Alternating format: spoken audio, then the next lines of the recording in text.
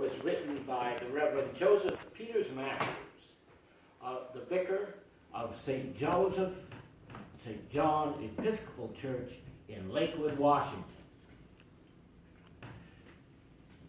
The reason I switched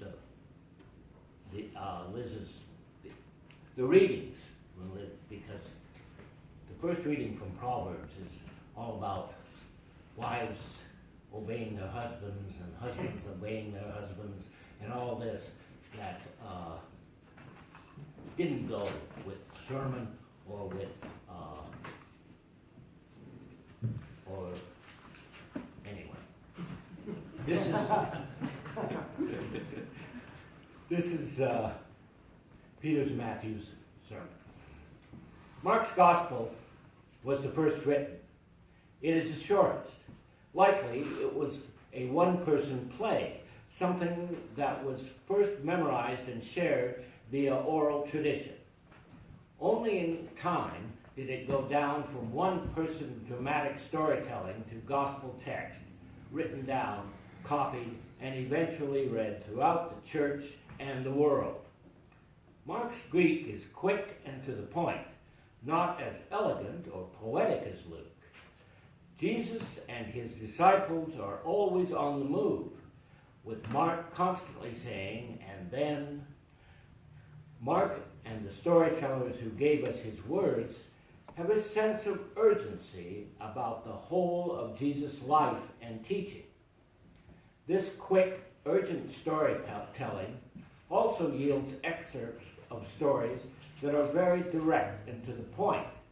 With such directness and pointedness, the church in the 21st century can be left asking, so what? Or what else is there to take from this? This is particularly tempting or easy to do if the story is one of familiarity, the likelihood of which increases if a version of the passage is contained in Matthew, Mark, and Luke, like today's excerpt is. Jesus is walking through Galilee with his disciples. He is gathering those closest to him to teach them, not a crowd, as he tells them for the second time that what's to come, and he will die and be raised again. Last week, the church heard Jesus say that the first time in Mark. In the space between last week's text and this week's text, Jesus goes up on a mountain to pray, and Peter, James, and John see him transfigured, with Moses and Elijah there to offer their approval. On the way down the mountain, Jesus tells those three not to say anything because it is not time yet. This week, he and the disciples are on the move so that others don't hear the teaching. The Son of Man is to be betrayed into the human hands, and they will kill him. And 3 days later, after being killed, he will rise again. Despite Jesus doing a really good job of using his words, saying almost the exact same thing for a second time, having been a transformation experience, and just healing a demoniac, the disciples don't understand. That's how revolutionary the resurrection is. Jesus says exactly what he means, and yet the disciples don't understand. As Christians who find our hope of all things being made right in the end of time in the resurrection, that death itself is being defeated, we know that Jesus means exactly what he says. The disciples, so used to seeing one self-appointed Messiah come and go while their occupation under the Romans remains, can't fathom that Jesus actually means that he will die and that he will be raised up. It is not even what they're looking for. Their imaginations are limited to hoping for a king to lead an army against Caesar, not a man to open his arms on the hardwood of the cross, that everyone might come within the reach of his saving grace. This lack of imagination about how the world might be, or a world where death isn't the end, is what fuels the next part of the story from Mark. Jesus and the disciples reach Capernaum, and he asked them what they were arguing about. Do you remember being a child and having some argument with your siblings that you were sure your parents didn't know about? Maybe it was mostly in facial expressions or hushed tones. You may have known it would be something your parents didn't want you fighting about, or thought wasn't even worth fighting about, so you kept it a secret. Then they asked you at the end of the car ride or dinner, what was the commotion about? That's the disciples with Jesus when they reach Capernaum.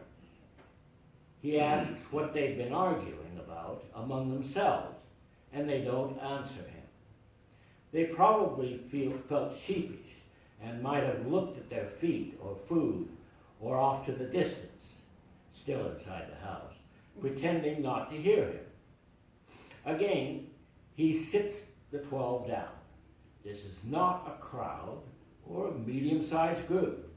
This is the 12 who have committed to following him, literally following him around the countryside, to whom he is giving the next two teachings.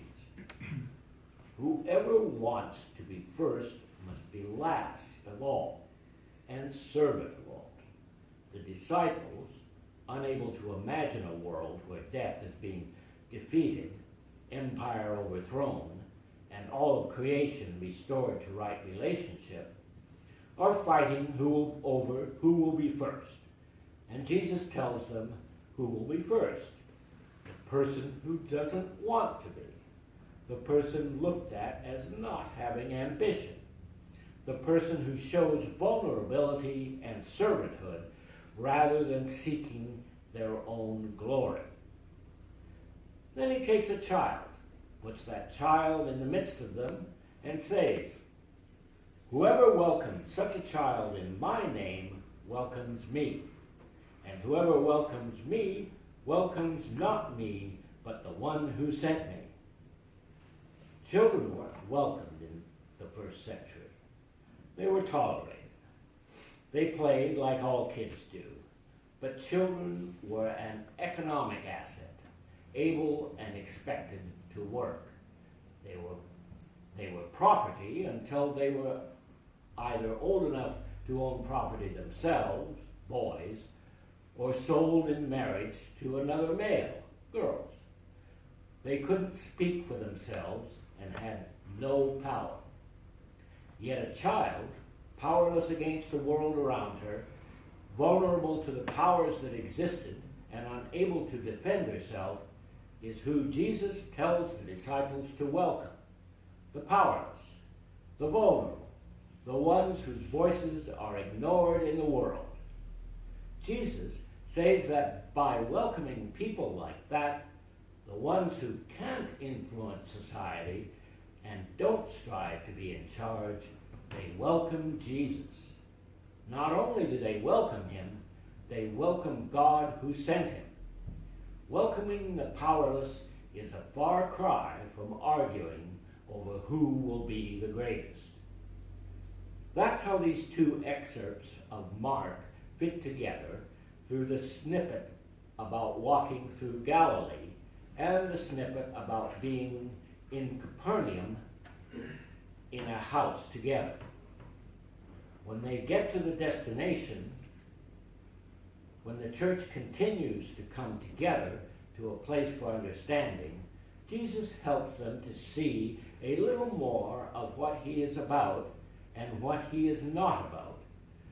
He is not about being the greatest. He is about being a servant of all. He is not about winning friends and influencing people. He is about welcoming and the vulnerable to be among him and his followers. Jesus tells his disciples that when they welcome the vulnerable, they welcome him. They are looking for a leader on a war horse to overthrow the empire. They're not looking for a vulnerable child.